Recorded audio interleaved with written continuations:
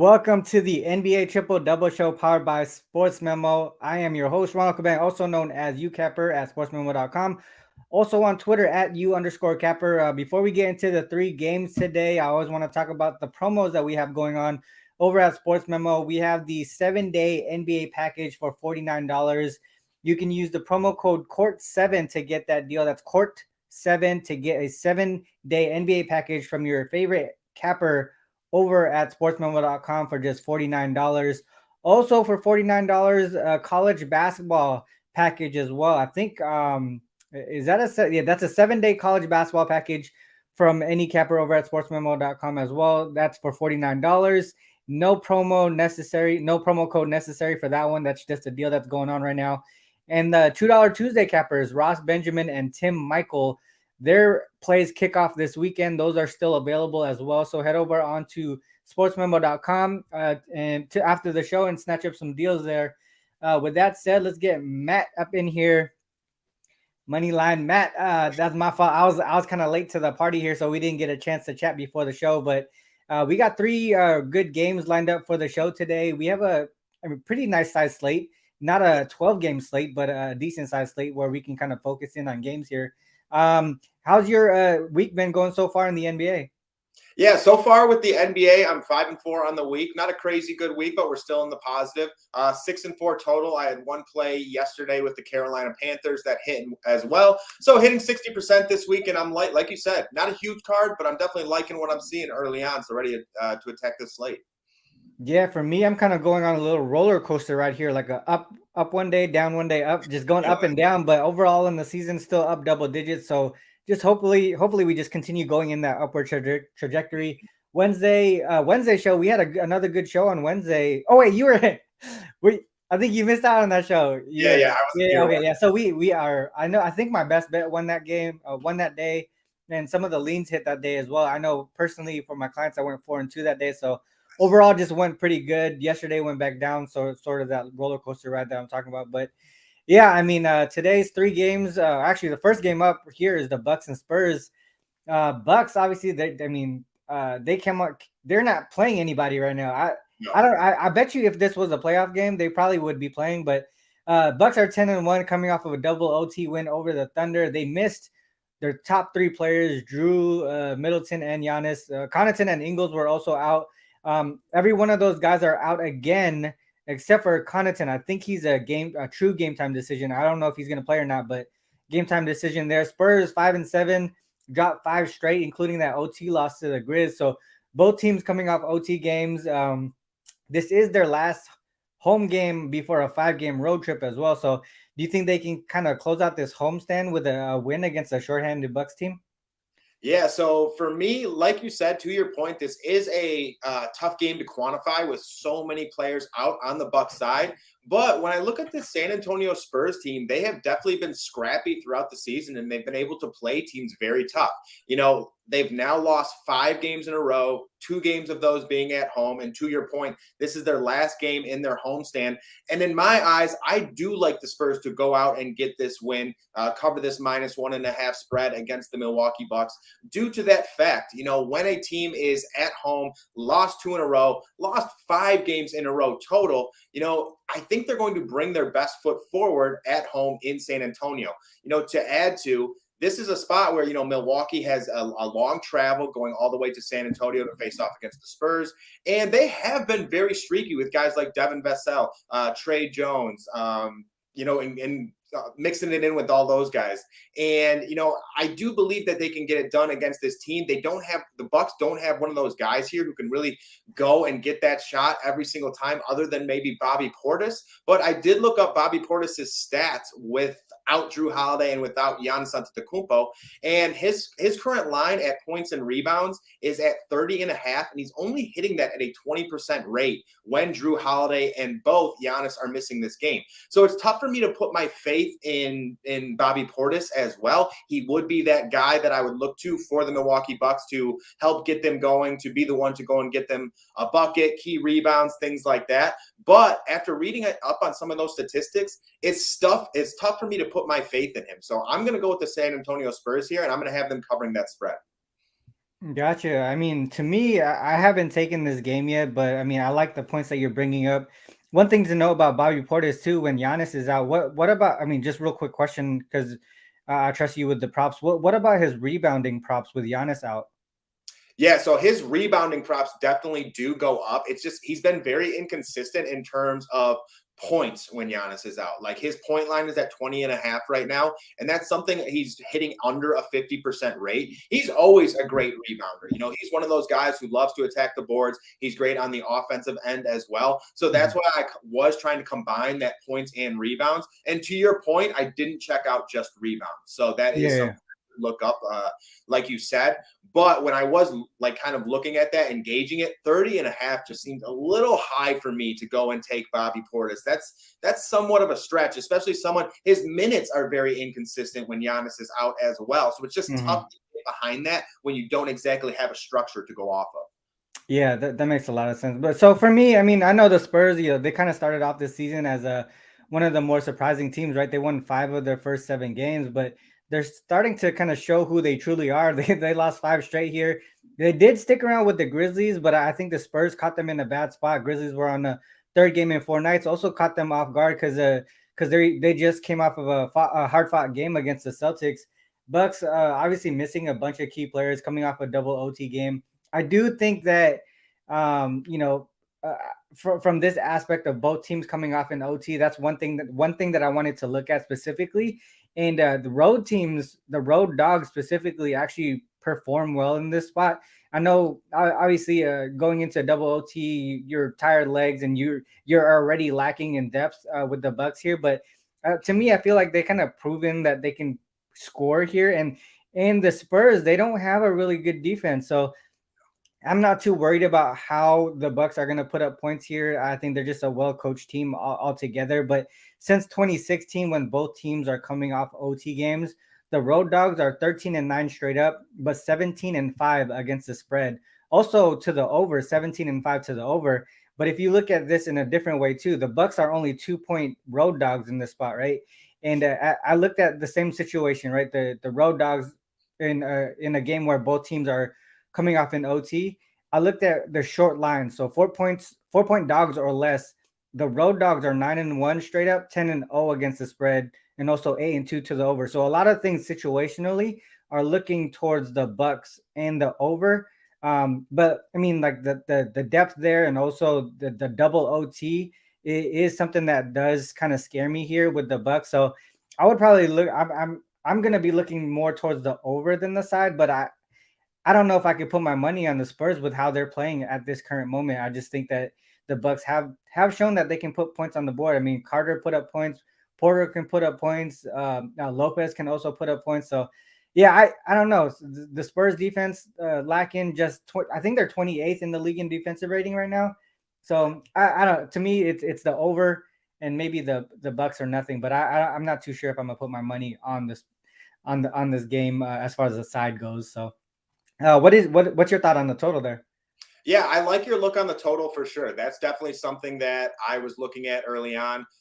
Too, you know, with that injury replacement theory, like we've talked about before, sometimes those players come in and they just absolutely go off. And Mhm. to your point, the Spurs play very, very little defense. They play a higher style of pace. They have a lot of young guys who like to chuck up shots early in the shot clock. So yeah, because of that, I really do like your point. This is definitely going to be a game. In terms of the spread, I will not have this on my card. I was trying to more attack this with player props, but didn't Yeah. really find anything I liked. So yeah, to your point, I do like that overlook. Yeah, it's just crazy to me that I see the number going down, open at 221 or 220 and a half, and now it's at 219 and a half, some 219s. But to me, you're missing Giannis and Drew, two of their best defenders. I mean, you're not going to be able to replace that with anybody who really, even if not even just within their team, but in the league. You're replacing two of the top defenders in the league. So I could see an over game here. I don't understand the line moving going down. All right, well. Next game up here, the Wolves Grizzlies. Wolves are 5-7, coming off 2 straight double-digit losses in a row. I mean, I think I was pretty high on this team, and they're really not showing out like I thought they were going to be. I think eventually they will be a playoff team. They might be one of those teams that kind of peak at the right time. Right now, I think they're just really trying to figure things out. The Grizzlies, they're 8-4. They're on a they won 4 of their last 5, I believe. They're coming off a 2-point win in OT versus the Spurs, who we just talked about. The Wolves are going to be without Naz Reid. He's part of that second unit there. In the Grizzlies, without Danny Green, Jaren Jackson, Zaire Williams. So those guys been out for a while. Wolves, like I mentioned, man, they just kind of look lost right now. They were playing with the 4 people on the court at one point in their last game, right? Did you see that play? Yeah, I mean, what are your thoughts on this one? Do you think that the Wolves figure it out here, or the Grizzlies kind of looked ahead to this game and kind of just took it easy with the Spurs? Yeah, I'm 100% with you on this. I think the Grizzlies took it a little easy on the Spurs, looked ahead to this game. And again, going to the point before, the Minnesota Timberwolves, like, I want to bet this team. I really do. Yeah. I like this team. I love Anthony Edwards. He's one of my favorite players in the league. But it's just a team I can't get behind at this point in time. They're 5-7 on the season right now, and their wins have come against the Rockets, Spurs, Lakers, and Thunder, all bottom half NBA teams. And any time that this team has faced someone who's somewhat difficult, they've completely folded. And it's just not looking great right now. And I'd much rather put my faith in guys like Ja Morant and Desmond Bane, who are absolutely balling.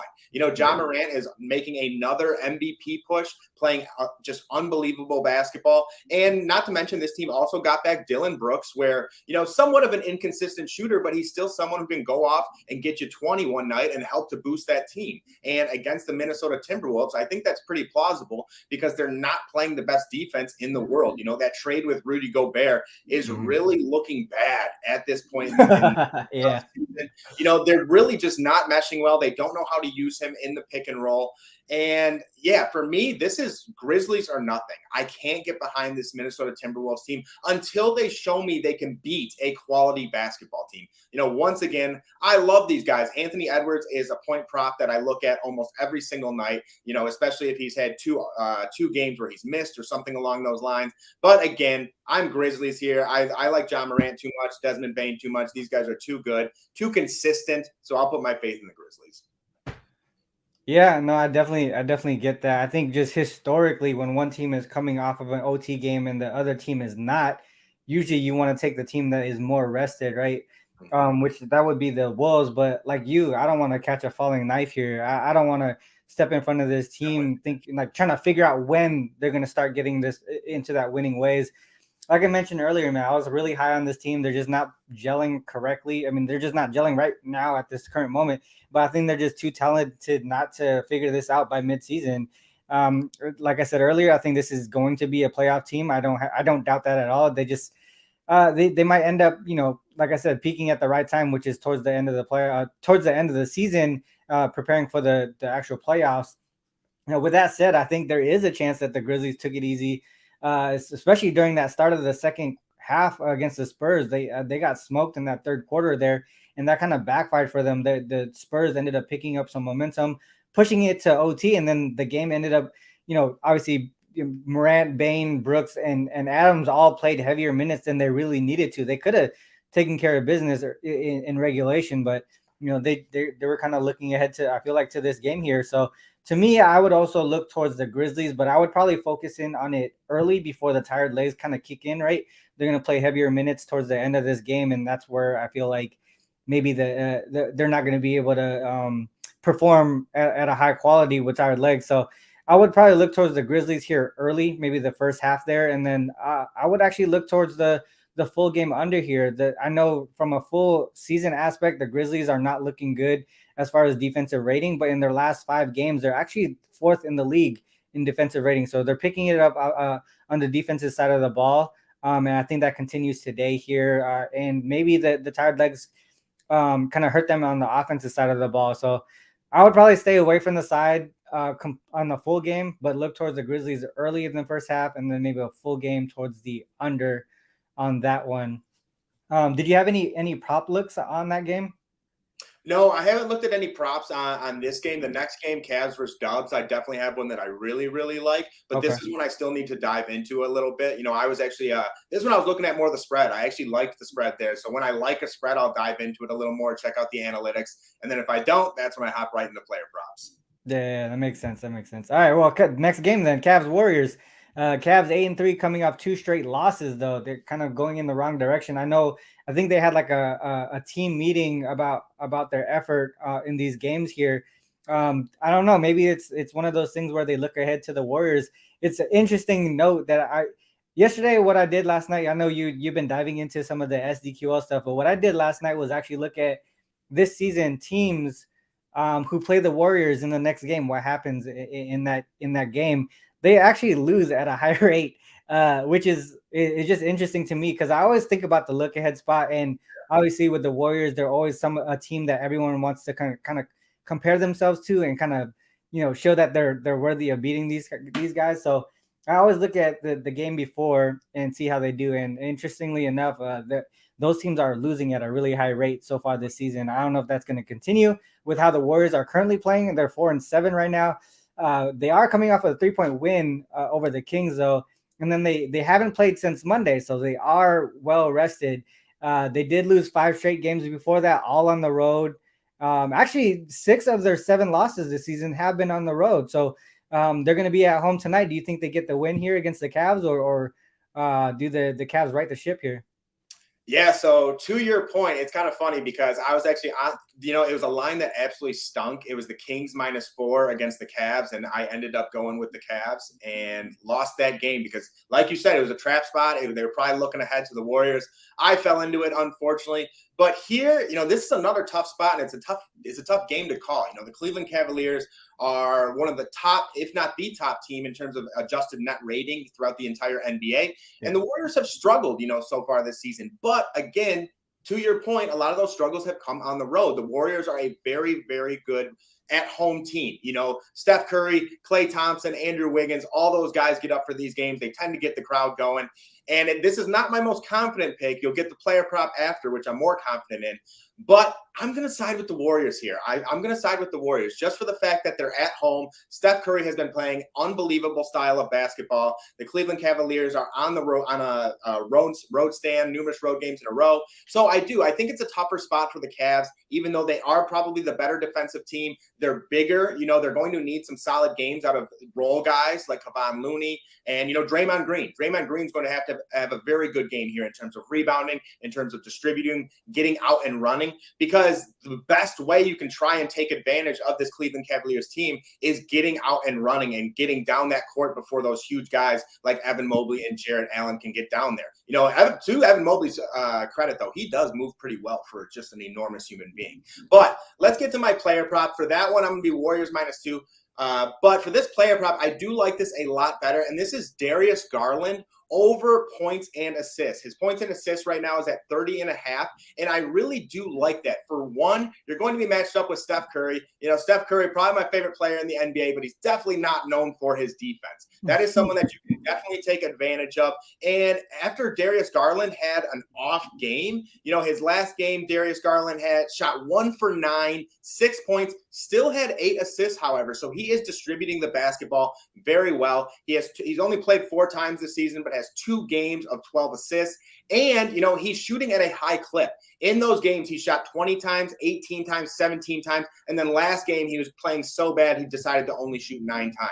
So if you're shooting at a clip like that, where you're shooting around 17, 18 shots per game, and then you have a huge assist opportunity per minute, getting 12 assists, 7 assists, 12 and 8, I think that's a very good spot against a Golden State Warriors team who has been brutal on defense. They really need to shore that up if they expect to make some strides going forward, because it seems like almost any team can score on them. Look at what the Sacramento Kings and De'Aaron Fox did in last game.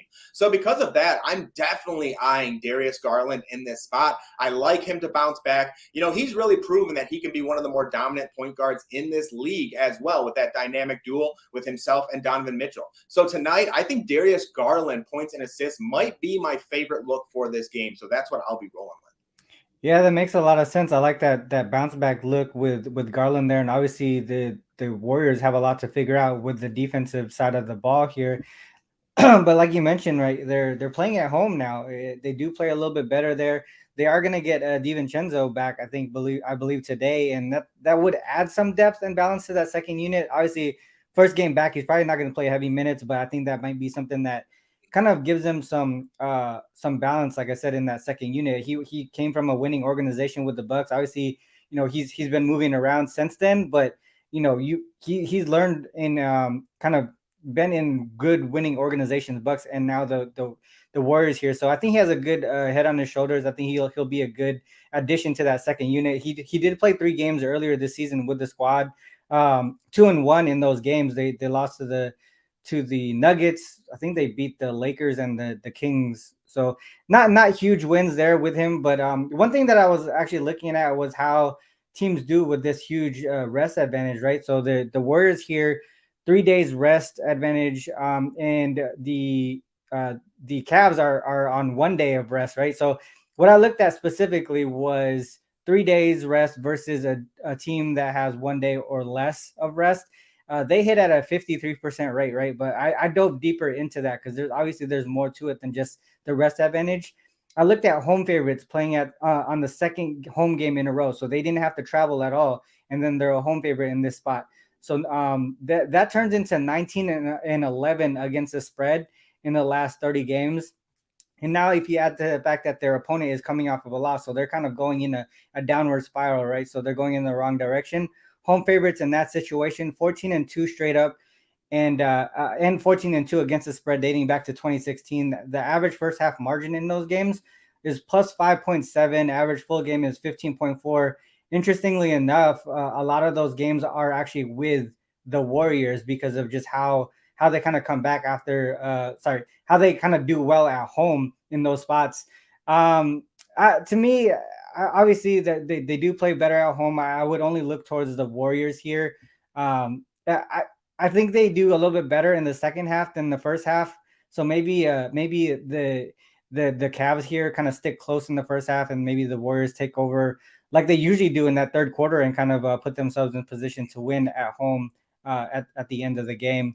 That's the way that I look at it. I know to me, I think the Warriors third quarter has been one of the cash cows in the league for like almost like 5-6 years now. So I would probably look towards that in this spot here. Other than that, man, I don't know about the total. Did you have any look on the total? No, I didn't have any love on this total. It's a pretty high number, and the Cavs are one of those teams who can play very good defensively. Like you said, the Warriors are playing at home. They tend to play a lot better at home. And the Warriors are just one of those teams where I keep expecting them to play better on defense, and it's not exactly happening, but I'm still nervous to bet it, if that makes sense. I'm still in that spot with them because we've seen them play great defense with this almost exact lineup before. So it's like I'm waiting for it to happen, and it's just not. So it kind of makes me hesitate to touch their totals. Yeah, I'm pretty sure it's that second unit. I need to dive into that more, but I'm pretty sure it's that defensive side of the ball in the second unit. Once they start kind of rotating the starters out, that's where it starts to happen. Mm-hmm. So I know Cleveland plays a really slow pace. Obviously, one of the better defensive teams in the league. But definitely not taking no under with the Warriors at this point. They gotta prove to me that they're gonna start playing defense. But yeah, those are the 3 games today. I think those are pretty solid games. Obviously we didn't fully agree on any on some big plays here, or like we usually do. Surprisingly, we actually agree on a lot of stuff on previous shows, but hopefully we can come through with a lot of good information for the viewers here. Shout out to Mitch. Dropping a lot of stuff over in the chat there. Definitely recommend everyone who's watching to drop their information, drop their plays in the chat, see how you're doing. It brings accountability because you can always come back to these shows and see what you did and how you did. So now it's time for the best bets. Matt, let's start with you. What's your best bet for today's show, and what do you have going on the premium side? Yeah, so to your point, real quick, with those in the comments, greatly appreciate those comments every single time. Sometimes you guys point out stuff that myself or Ron may not have even checked out, so it's great. We absolutely love that. But another thing, follow us on Twitter. I'll always follow back. I always love communicating with those who watch the show. I like seeing your plays, what you guys got going on. So again, just wanted to touch on that. Greatly appreciate it. And on the premium side right now, I have a big weekend plan. I do cover the UFC. On top of that, with Inside the Distance, Kyle Anthony and Andy Lang on Wager Talk every Thursday at 5 p.m. now. So yeah, I have 3 UFC plays loaded for that. I have 5 NFL plays loaded. I have 1 NBA play loaded for tonight. And I actually decided to package everything together for this weekend. I know a lot of people are trying to check out different cappers and see what they do, kind of their style, what type of plays they like to look at. So I wanted to put that up for everyone. It's a 9-game, it's a total inclusive NBA, NFL, UFC package. You'll get every single play. So wanted to do that for some of the viewers this weekend and some of those who are, again, trying to check out new cappers, new plays, and things of that nature. So, but today, let's get to that best bet. My best bet for today is going to be Marcus Smart over 19.5 points plus assists. Okay, yeah, a lot of points plus assists. I usually don't do that, but that's kind of what caught my eye today. And once again, Marcus Smart is one of those guys who he's a very streaky shooter. And on the season, he's actually hit this at a 40% rate. So not really a percentage you want to get behind, but in this matchup, Malcolm Brogdon will be missing. He is that number 2 point guard behind Marcus Smart. And he's also someone who's putting up 13.7 points and 3.5 assists on the season. We've talked about that in the past. When players like that have to miss, those numbers get distributed throughout the team. And I think Marcus Smart is going to be one of those primary beneficiaries to those numbers due to the fact that Malcolm Brogdon is missing. Another thing that I wanted to touch on. Right now in the NBA season, Marcus Smart is only averaging 10.5 points, but still has a respectable 7 assists. Since 2019, this is the lowest season he's had in terms of points. I know it's still early, and I do expect him to get it going, but in 2019, 12.9 points, 4.8 assists. 2020, 13.1 points, 5.7 assists. Last year, 12.1 points, 5.9 assists. So again, I think this is a good spot for Marcus Smart, and he's also in a bounce back situation. He shot absolutely brutal against the Pistons last game in a matchup where he only had 2 points. He was 1 for 6 from the field, 0 for 4 from 3, but still had 11 assists. He's really getting his teammates involved with those assists. So this is really a spot, if you get 11 assists, you can get 9 points and you cover this spread. And if you've watched Marcus Smart in the past, he's a very streaky shooter. If he sees a couple shots go in, he's going to keep attacking the basket. And the more he attacks the basket, the more he gets his teammates involved as well. Guys like Jason Tatum and Jaylen Brown are shooting the basketball so well at this point in time, it's very easy to swing the ball to them and get an assist that way. So for me, I really do enjoy Marcus Smart tonight. I think this is a low number. I think he's going to get more minutes, more opportunity again because Malcolm Brogdon is out. So I love Marcus Smart over 19.5 points and assists tonight. Yeah, I actually like that look a lot too because Denver plays a high pace. They're not a strong defensive team. Also from a fantasy aspect, they are, I think, a top 5 team to go against for point guards. So as far as points goes, so yeah, definitely a good look there. There's a possibility he can get a majority of that through points, and all he needs is maybe like 4 or 5 assists. He can get 20 points. He's still one of those guys. He doesn't always do it. He's just got to see a couple go in early, and then he starts rolling generally. Yeah, I don't think Jamal Murray is really that strong of a perimeter defender either. So, yeah, that's a pretty strong look there. I like that a lot. For me, I am looking towards one of the games that we talked about earlier, and that's the Bucks game here. Bucks against the Spurs. I do like this over in this game. A lot of the stats that I brought up earlier, a lot of the records or trends that I brought up earlier points to the over. I know we're seeing the line go down, but I don't agree with it. Obviously, you're missing a lot of offense with Giannis and Drew, but you're also missing a lot of defense. I think defense is a lot harder to replace than offense. Obviously, we've seen the Bucks put up even in regulation, they put up over 110 points in regulation in that last game without their top 3 scorers on this squad. So I think the Bucks can get it done against a Spurs team who really are lacking on the defensive side of the ball. I think like I mentioned earlier, 28th in defensive rating so far in the season, and they play a high pace. So there's going to be a lot of opportunity for points here for the Bucks and obviously they're the second unit here. And one of the trends that I mentioned earlier, the teams, both teams coming off of a OT as road dogs and 4-point dog or less situation. That's 8-2 to the over, and it's going over by margin. So that would be the way that I look here. I'm gonna go against the line. One thing that we noticed this season with closing line value, some of the things are not going in that direction. So there's a lot of CLV trophies being handed out here, but no wins in that situation. So hopefully that goes well here in this over spot for the Spurs and the Bucks. I believe that's going to be a premium client play as well. So and on the premium side, I don't have anything posted yet. I've been getting hit with this injury report issue in the NBA, so I'm kind of waiting on that for the most part. But some of the teams that I know are pretty solid with their injury listing of their injuries. I'm gonna start playing those guys early, and then waiting on teams like the Cavs and some of these other teams who kind of wait late, like the Sixers and stuff like that. So that's that. I'm also gonna have the NFL and college football and college basketball is gonna start to kick in real soon, possibly tonight. So I'll be posting things right after the show here, maybe around noon. If you guys want to check out my capper page over at sportsmemo.com. With that said, man, one thing that you mentioned that caught my ear was the UFC, Matt. I am really, really excited for this weekend with Izzy, with Zhang Weili. Man, I wish we could turn this into a UFC. We could turn this into a UFC show right now if we wanted to, but we don't have time for it. And I just real quick, look at this. I already got them handed out. Look at this. Izzy's right here. Izzy's sitting right here in front of me. I'm waiting for these. Izzy's about to wreck him. I mean, that's my opinion. I think his stock's about to rise too, because I personally think this Pereira fight is one we'll see maybe not just this time, 2 times, maybe 3 times. Honestly, I think these two stylistically match up so well that I think this is going to elevate both. I mean, Izzy's already huge, but now he has a true rival. That's different. You know what I'm saying? Yeah, I love that shit. Yeah, but I love that. But we can't go further with the UFC. This is an NBA show. I'm just really excited for tomorrow. I'll be here watching it. Obviously, NBA, I'm going to be watching tonight. We will see you guys on Monday.